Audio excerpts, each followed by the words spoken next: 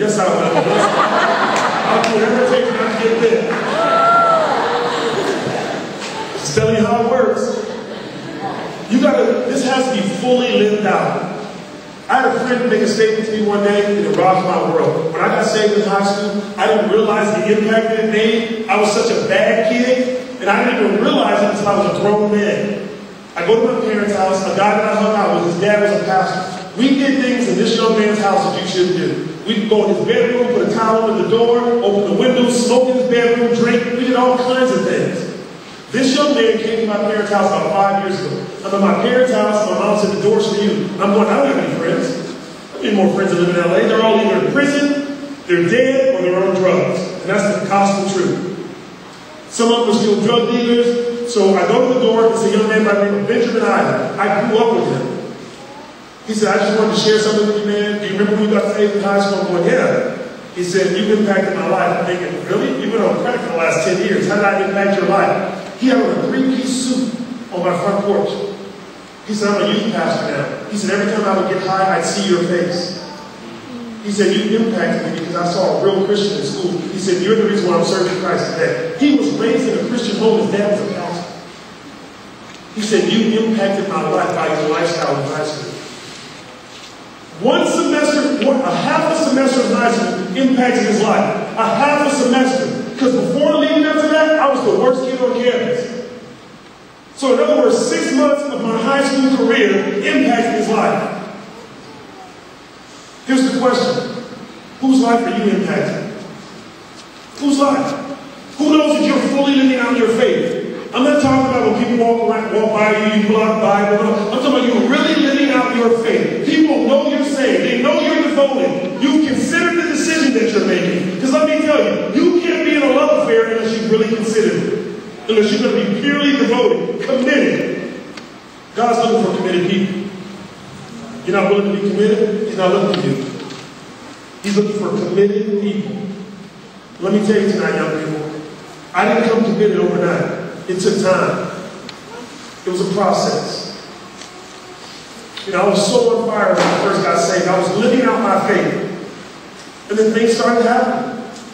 I went away to college. I was on fire. I had a teammate tell me, don't talk about Jesus anymore. I wanted to fight this out. I said, what do you mean don't talk about Jesus? He said, shut up talking about your God. He said, you act just like us. Ouch. Went to college on fire. Fizzled out in one semester. Too many girls, too many activities, too many things going on. So you know what I had to do the rest of my college career? Shut my mouth and live it out. They no longer wanted to hear me talk about Jesus. I had to live it out. Nobody cared if I talked about Jesus. Nobody wanted to be invited to a Bible study. I had to start living out my faith. People don't care what you say. They want to see how you live. Okay. That's all that matters to people. How do you live as a Christian? They want to know. Are you devoted? Have you considered the decision that you made? Are you purely devoted to God? Are you committed? Are you the chicken or the pig? Which one are you? Well, let me tell you something. Tonight is a great night for a funeral. What do you mean by that, JR? Tonight is a great night to die to yourself. Just say, you know what, Lord? I surrender all. I'm going to die to myself. I'm going to die to myself. I want to be a part of this love affair. And if you do, here's some things you need to do. Our love for God must be with pure devotion. If you're not going to be devoted to God, no longer tell people you're a Christian. The love that we have for God must be full of passion. If you're not going to be passionate for God, I'm not asking you to get Jesus free. I'm not asking you to walk around, always pointing at people, talking about get saved. That's not, let me tell you, that doesn't turn people on. It turns people off. Because they want to see real Christians. Our love for God must be thoroughly considered. And our love for God must be lived out.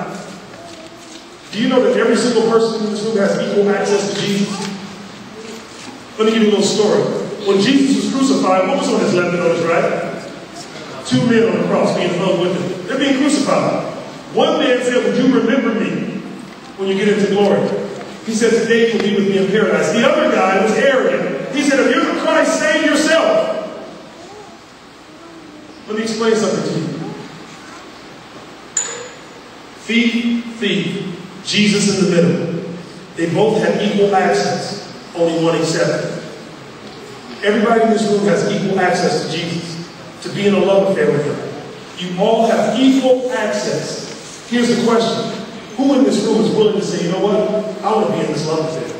You know, I thought I was in love with God. I thought I was committed. I thought I was devoted. I thought I had considered the decision that I made. Let me tell you, if you're not living for Jesus, you didn't consider the decision you made. This is not about living for Jesus on Sunday or coming to camp, being on the mountaintop, excited about Jesus. You don't live on the mountaintop. You live in the valley. When you get on the mountaintop, you take it to the valley. The passion you have here, take it home with you. If you're in your church and you don't worship at your church like you do here, there's a problem. If you're not excited about serving God at home like you are up here, there's a problem. I serve God the same way all the time. Our church knows that I'm radical. Our church knows that I love Jesus. You can't serve in our church if you don't love Jesus. Sorry, you got to be committed. You got to consider what you're doing. This is about Jesus, not about us. You can't even be a greeter in our church if you don't know how to love people. People walking up, good morning. Really? Really? No. You can't be an usher in our church. You got an attitude, you're seeing people, stop ushering. Sorry.